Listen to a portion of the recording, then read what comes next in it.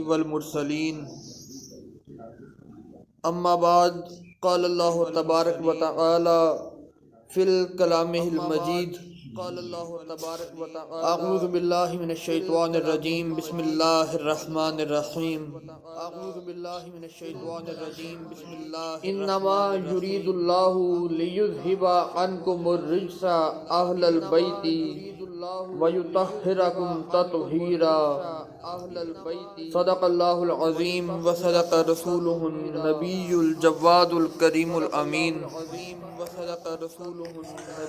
قال اللہ تبارک و تعالی فی شان حبیبہ ان اللہ وملائکتہ یصلون علی النبی یا ایھا الذین آمنوا صلوا علیہ وسلموا تسلیما باوعد بلند درود پاک کا نذرانہ پیش کیجئے الصلاۃ والسلام علیک یا سیدی یا رسول اللہ وعلی آلک واصحابک یا سیدی یا حبیب اللہ الصلاۃ والسلام علیک یا سیدی یا رحمۃ للعالمین وعلی آلک واصحابک یا خاتم النبیین۔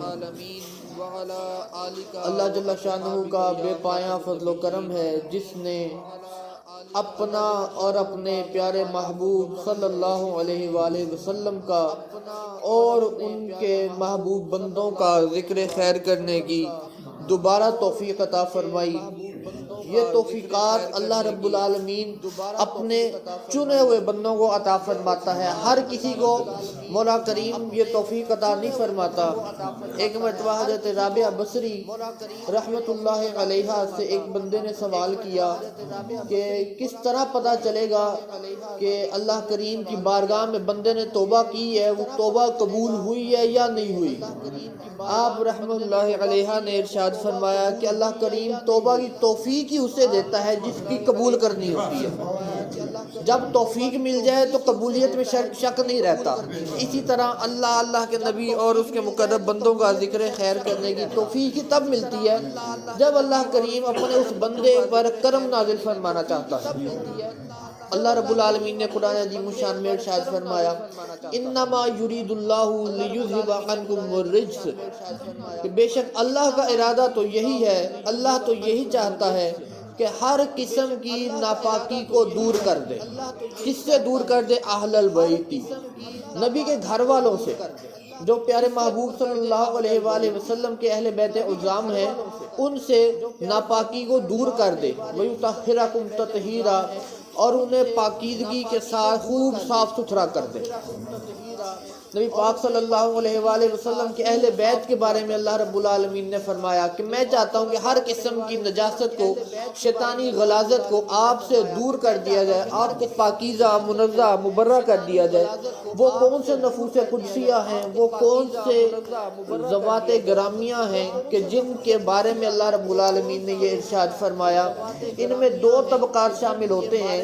پہلا طبقہ آقا کریم صلی اللہ علیہ وآلہ وسلم کے گھر والوں کا، جن میں حضرت سیدہ فاطمہ الزہرا سلام اللہ علیہا اور حضرت سیدنا مولا علی کرم اللہ وجہ الکریم، سیدنا امام حسن اور سیدنا امام حسین رضوان اللہ علیہم اجمعین شامل ہوتے ہیں۔ اور دوسرا طبقہ محبوب کریم صلی اللہ علیہ وآلہ وسلم کی باقی اولاد امجاد اور آپ کی ازواج مطہرات جو امہات المومنین ہیں، وہ اس دوسرے طبقے میں شامل ہوتی ہیں۔ پہلا نام جو لیا یہ مقدس مہینے کی نسبت بھی اسی ذات گرامی سے ہے، سیدہ کائنات، مخدومہ کائنات سیدہ فاطمہ الزہرا سلام اللہ علیہا، آپ کی ذات گرامی، آپ کا نام اللہ رب العالمین کے پیارے محبوب صلی اللہ علیہ وآلہ وسلم نے فاطمہ رکھا۔ لوگوں نے پوچھا حضور آپ نے ان کا نام فاطمہ کیوں رکھا؟ عام طور پر ماحول یہ بنا ہوتا ہے کہ جب کسی کے گھر میں پیدائش ہوتی ہے تو دیکھا جاتا ہے کوئی یونیک نام ہو، کوئی خاص نام ہو، ایسا نام ہو جو آس پڑوس میں، محلے داروں میں، رشتہ داروں میں نہ نظر آئے۔ محبوب کریم صلی اللہ علیہ وآلہ وسلم سے پوچھا گیا حضور آپ کی چچی کا نام بھی فاطمہ ہے، آپ کی ایک چچا حضرت زبیر ان کی صاحبزادی کا نام بھی فاطمہ ہے، آپ کے ایک چچا حضرت حمزہ ان کی صاحبزادی کا نام بھی فاطمہ ہے، آپ نے بھی اپنی بیٹی کا نام فاطمہ رکھ لیا۔ اللہ کے نبی صلی اللہ علیہ وآلہ وسلم نے ارشاد فرمایا، فاطمہ لفظ نکلا ہے فاطمہ سے۔ فاطمہ کا مطلب ہوتا ہے ڈھال بن جانا، رک جانا، رکاوٹ آ جانا، آڑے آ جانا۔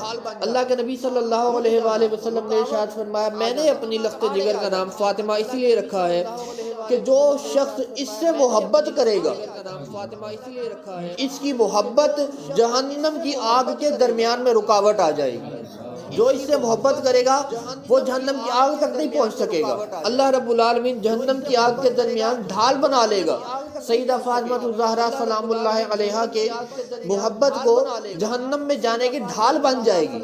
جو بندہ جو دنیا میں رہتے ہوئے اللہ کے محبوب صلی اللہ علیہ وآلہ وسلم سے محبت کرے، آپ کی شہزادی سیدہ کائنات حضرت فاطمہ الزہرا سلام اللہ علیہا سے محبت کرے، محبت صرف زبانی کلامی نہیں ہوتی، محبت میں مکمل خود سپردگی درکار ہوتی ہے۔ بندہ جس سے محبت کرتا ہے پھر اپنے آپ کو اس کے حوالے کر دیتا ہے۔ پنجابی زبان میں کہتے ہیں کہ جس طرح مرضی وہ پھر چلائے۔ پھر بندہ جس سے محبت کرتا ہے اس کا خیال رکھتا ہے کہ اس کی محبت میں کوئی ایسا کام نہ ہو جائے، کوئی ایسا عمل نہ ہو جائے کہ وہ مجھ سے ناراض ہو جائے۔ پھر بندہ مکمل طور پہ اس کی جس سے محبت کرتا ہے اس کی باتوں کو مانتا ہے، اس کی تعلیمات پر عمل کرتا ہے۔ جو بندہ سیدہ کائنات سے محبت کرے اور ان کی تعلیمات پر عمل بھی کرے، اللہ رب العالمین کے محبوب صلی اللہ علیہ وآلہ وسلم نے فرمایا، جہنم کی آگ کے درمیان میں یہ رکاوٹ آ جائے گی، یہ ڈھال بن جائے گی، وہ جہنم میں نہیں جا سکتا۔ دوسرا نام جو اکثر آپ کے اسماء گرامی میں آتا ہے اور آپ کے اسم گرامی کے ساتھ فاطمہ کے ساتھ عام طور پہ جو بولا جاتا ہے زہرا، زہرا کا لفظ استعمال کیا جاتا ہے۔ محبوب کریم صلی اللہ علیہ وآلہ وسلم نے آپ کو زہرا کہہ کے بلایا۔ زہرا کے کیا معنی ہیں؟ زہرا کہتے ہیں پھول کو، روایات میں آتا ہے انہا زہرۃ المصطفیٰ، کہ آپ مصطفیٰ کریم صلی اللہ علیہ وآلہ وسلم کی پھول تھی، بلکہ پھولوں کا ایک گلشن تھی کہ آقا کریم صلی اللہ علیہ وآلہ وسلم جب آپ کو دیکھتے تھے خوش ہو جایا کرتے تھے۔ تیسرا لقب جو آپ کا عام طور پہ بولا جاتا ہے وہ بطول بولا جاتا ہے۔ اللہ رب العالمین، بطول کا کیا معنی ہے؟ اللہ رب العالمین نے بطول کا معنی قرآن مجید میں ارشاد فرمایا، وَاذْكُرِ اسْمَ رَبِّكَ وَتَبَتَّلْ إِلَيْهِ تَبْتِيلًا، کہ اللہ کا ذکر کرو، اللہ کا ذکر، اللہ کو یاد کرو، اپنے پالنے والے کو یاد کرو، اس طرح یاد کرو کہ سب سے کٹ کے ہو جاؤ، سب سے دور ہو جاؤ، سب سے ٹوٹ جاؤ۔ اگر کوئی رشتہ باقی رہے، اگر کوئی تعلق باقی رہے، اگر کوئی بات باقی رہے تو صرف اس بندے کی اور اللہ کے درمیان باقی رہے۔ بطلا کہ وتبتل الیہ تبتیلا، یہ بھی بطلا سے نکلا ہے، اور جو بطول ہے یہ بھی بطلا سے نکلا ہے۔ بطول کے معنی سب سے کٹ کے صرف اللہ ہی کے ہو جانا۔ سیدہ کائنات سلام اللہ علیہا خود ارشاد فرماتی ہے کہ اے اللہ تو نے رات بڑی چھوٹی بنائی ہے، تیری بندی کا ایک سجدہ پورا نہیں ہوتا رات ختم ہو جاتی ہے، یعنی ساری رات اللہ رب العالمین کے حضور سجدے میں گزار دیا کرتی ہے۔ اتنی اللہ رب العالمین دنیا سے ہٹ کے، کٹ کے، ٹوٹ کے صرف ایک اللہ رب العالمین کا ہو جانا، اسے بطلا کہتے ہیں۔ اور آپ صحیح معنوں میں اللہ رب العالمین کے اس حکم پر عمل پیرا ہوتے ہوئے بالکل اللہ ہی کی طرف لو لگا لی تھی۔ چکی چل رہی ہے تو لبوں پر زبان اقدس پہ قرآن مجید کی تلاوت جاری ہے۔ قرآن مجید کیا ہے؟ اللہ کا کلام ہے، اللہ کی گفتگو ہے، اللہ کے ساتھ باتیں جاری ہیں، اللہ کے ساتھ گفتگو جاری ہے، اللہ کی گفتگو سن رہی ہیں، بول رہی ہیں، چکی چلا رہی ہیں، اللہ کا کلام جاری ہے۔ بچوں کو لوری دی جا رہی ہے تو بھی قرآن سنایا جا رہا ہے، بچوں کو جھولا جھلایا جا رہا ہے تب بھی قرآن سنایا جا رہا ہے۔ جب بچوں کی تربیت اس طرح کی جائے گی کہ ان کو لوری میں بھی قرآن سنایا جائے گا، ان کو جھولے میں، پنگھوڑے میں، گود میں بھی قرآن سنایا جائے گا، تو پھر اس بات میں کچھ شک باقی نہیں رہتا کہ جس نے تربیت اتنی اچھی کی ہو پھر نیزے پر بھی قرآن بولتا ہے۔ امام حسین رضی اللہ تعالیٰ عنہ نے جو نیزے پر قرآن سنایا وہ یقیناً سیدہ کائنات سلام اللہ علیہا کی پرورش تھی، آپ کی تربیت تھی، جس کی وجہ سے امام حسین رضی اللہ تعالیٰ عنہ نے شہید ہونے کے بعد بھی قرآن مجید کی تلاوت جاری تھی۔ تیسرا نام جو آپ، تیسرا لقب جو آپ کے نام نامی کے ساتھ بولا جاتا ہے ام ابیہا۔ ام کہتے ہیں ماں کو، والدہ، ابیہا اپنے باپ کی، آپ کا لقب اپنے باپ کی ماں بھی ہے۔ نبی پاک صلی اللہ علیہ علیہ وآلہ وسلم کی والدہ ماجدہ کا نام تو حضرت سیدتنا آمنہ سلام اللہ علیہا تھا، لیکن آپ کی شہزادی حضرت سیدہ فاطمہ الزہرا سلام اللہ علیہا اپنے بابا جان سے، خاتم المرسلین سے، محبوب کریم صلی اللہ علیہ وآلہ وسلم سے اتنی محبت فرماتی تھی جتنی ایک ماں اپنے بچے سے محبت کرتی ہے، کہ سب کچھ اس کے لیے کچھ معنی نہیں رکھتا سوائے اپنے اولاد کے۔ آپ اپنے بابا جان سے اس طرح محبت کرتی تھی۔ ایک مرتبہ اللہ کے نبی صلی اللہ علیہ وآلہ وسلم خانہ کعبہ میں صحن میں نوافل ادا فرما رہے تھے۔ دور سے قریش کے دیکھا، سرداروں نے دیکھا، کفار نے دیکھا کہ اللہ کے نبی صلی اللہ علیہ وآلہ وسلم نماز ادا فرما رہے ہیں، نفل پڑھ رہے ہیں۔ اچانک نظر پڑی، ان کفار کی نظر پڑی، کسی قبیلے نے اپنے رسم و رواج کے مطابق جو ہے وہ قربانی کی ہوئی تھی، اپنے طریقے کے مطابق جانور اونٹ ذبح کیا ہوا تھا۔ اوجری اب انہوں نے پھینک دی تھی، اونٹ کی اوجری بھی کافی بڑی ہوتی ہے، انہوں نے اوجری کو پھینک دیا ہوا تھا۔ کفار نے شرارت کی، گستاخی کی، بے ادبی کی، وہ اونٹ کی اوجری اٹھا کے جب اللہ کے نبی صلی اللہ علیہ وآلہ وسلم سجدے کی حالت میں تھے وہ آپ کے کندھوں پہ رکھ دی۔ اس وقت سیدہ کائنات حضرت فاطمہ الزہرا سلام اللہ علیہا کی عمر مبارک صرف 5 برس تھی۔ جس وقت آپ نے دیکھا، دور سے دیکھا کہ میرے بابا جان نماز پڑھ رہے تھے، نماز کے دوران ان کے کندھوں پر جو ہے اونٹ کی اوجری رکھ دی گئی ہے، آپ دور سے دوڑتی ہوئی آئیں، اس اوجری کو اتارا، ذرا برابر بھی آپ نے گھبراہٹ محسوس نہیں کی، اور جس طرح ایک ماں اپنے بچے کا خیال کرتے ہوئے اس کے بچے کو کوئی تکلیف ہو جائے تو تکلیف دینے والے کو ڈانٹتی ہے، اس کو جھڑکتی ہے، سیدہ کائنات سلام اللہ علیہا نے اسی جرأت کا مظاہرہ کرتے ہوئے جو کفار کھڑے ہوئے تھے ان کو ڈانٹنا شروع کر دیا۔ تو تم لوگوں کی ہمت کیسی، جو بھی الفاظ انہوں نے استعمال کیے، جس طرح ایک ماں اپنے بچے کو حفاظت میں لینے کے لیے الفاظ استعمال کرتی ہے، آپ نے پورا مقابلہ کیا کفار کے ساتھ۔ اس وجہ سے آپ سلام اللہ علیہا کا ایک لقب ام ابیہا بھی ہے، اپنے باپ کی بھی ماں۔ آپ اتنی محبت کرتی ہیں جتنی ایک والدہ اپنے بچوں سے کرتی ہے، ام ابیہا۔ نبی پاک صلی اللہ علیہ وآلہ وسلم ہمیشہ آپ کو اپنی صحبت میں رکھا کرتے تھے، ہمیشہ اپنے ساتھ رکھتے تھے۔ نبی پاک صلی اللہ علیہ وآلہ وسلم نے بازار جانا ہے، سیدہ کائنات کو ساتھ لے کے جا رہے ہیں، تربیت فرما رہے ہیں، تربیت تھی، تربیت کا حصہ تھا۔ آپ کہیں جا رہے ہیں، سیدہ کائنات ساتھ ہیں، کسی ہمسائے کے گھر یا کسی رشتہ دار کے گھر دعوت پہ جا رہے ہیں، سیدہ کائنات آپ کے ساتھ جا رہی ہیں۔ حتیٰ کہ اگر ہم دیکھیں، تاریخ کو اٹھا کر دیکھیں، کتب کا مطالعہ کریں، تمام غزوات میں بھی، غزوہ بدر کے موقع پر، غزوہ احد ہو، خندق ہو، سیدہ کائنات سلام اللہ علیہا اپنے بابا نبی اکرم صلی اللہ علیہ وآلہ وسلم کے ساتھ ساتھ نظر آتی ہیں۔ رسول پاک صلی اللہ علیہ وآلہ وسلم ہمیشہ آپ کو اپنے ساتھ رکھا کرتے تھے۔ حتیٰ کہ جو شیب ابی طالب کا موقع تھا، 3 سال جب کفار مکہ نے کچھ ڈاکومنٹری تیار کر کے تو خانہ کعبہ کے دیوار پہ چسپاں کر دیے، چپکا دیے کہ نبی پاک صلی اللہ علیہ وآلہ وسلم اور آپ کے گھر والوں کے ساتھ کسی قسم کا کوئی تعلق نہیں رکھا جائے گا، نہ کوئی تجارت کے معاملے میں، نہ کوئی کھانے پینے کے معاملے میں، نہ رسم و رواج، نہ خوشی غمی، ان کو کسی معاملے میں شریک نہیں کیا جائے گا۔ ٹوٹلی سوشل بائیکاٹ کر دیا گیا۔ آپ آقا کریم صلی اللہ علیہ وآلہ وسلم نے 3 سال اپنے چچا کے ساتھ، ان کے گھر کے ساتھ جو گھاٹی تھی، 3 سال اس گھاٹی میں گزارے۔ اس گھاٹی کو شیب ابی طالب کا نام دیا جاتا ہے۔ حضور نے وہ 3 سال بڑے پتے کھا کر گزارے کیے، 3 سال بڑے کٹھن مرحلات میں وہ 3 سال گزارے۔ سیدہ کائنات ان مواقع پر بھی حضور کے ساتھ ہوا کرتی۔ شیب ابی طالب میں آپ نے اپنے بابا جان کے ساتھ وہ 3 سال گزارے۔ صرف ایک موقع ایسا آیا جب آقا کریم صلی اللہ علیہ وآلہ وسلم سیدہ کائنات کے نکاح سے پہلے نبی مکرم صلی اللہ علیہ وآلہ وسلم اکیلے چلے گئے، سیدہ کائنات کو ساتھ نہیں لے کے گئے۔ یہ صرف ایک اکیلا واحد تنہا موقع تھا ہجرت نبوی کا، جب محبوب کریم صلی اللہ علیہ وآلہ وسلم نے مکہ المکرمہ سے مدینہ المنورہ ہجرت فرمائی۔ اس رات صرف سیدہ کائنات سلام اللہ علیہا کو گھر میں چھوڑ دیا، باقی ہر موقع پر حضور اپنے ساتھ رکھا کرتے تھے۔ حتیٰ کہ محبوب کریم صلی اللہ علیہ وآلہ وسلم جب معراج کی رات سفر پہ گئے تب بھی سیدہ کائنات آپ کے ساتھ لیٹی ہوئی تھی۔ جس گھر میں حضرت ام ہانی سلام اللہ علیہ کے گھر میں آپ آرام فرما تھے، نبی پاک صلی اللہ علیہ وآلہ وسلم کے ساتھ ہی خاتون جنت سلام اللہ علیہ بھی آرام فرما تھی اسی گھر میں، حتیٰ کہ جبریل کی آہٹ پہ جو پہلی آنکھ کھلی تھی وہ بھی سیدہ کائنات کی تھی۔ جس وقت جبریل